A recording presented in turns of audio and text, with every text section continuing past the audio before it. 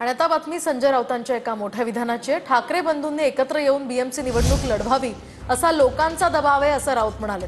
याशिवाय बीएमसी सह सर्व पालिका निवडणुका ठाकरे बंधूंनी एकत्र लढाव्यात असंही लोकांचं म्हणणं असल्याचं राऊत म्हणाले। तर आम्ही महाविकास आघाडीतच आहोत, कोणीही अजून बाहेर पडलेलं नाही असंही स्पष्टीकरण राऊतांनी दिलंय।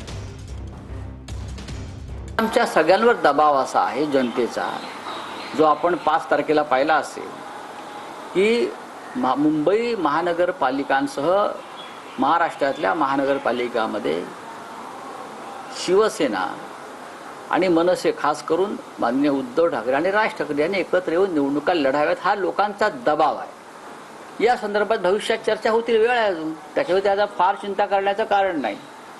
महाविकास आघाडी स्थापन झाली, त्याच्यामध्ये 3 पक्ष प्रामुख्याने होते, शिवसेना, माननीय शरद पवार यांच्या नेतृत्वाखालील राष्ट्रवादी काँग्रेस पक्ष आणि काँग्रेस पक्ष। ही महाराष्ट्र विधानसभेसाठी निर्माण झालेली एक आघाडी होती।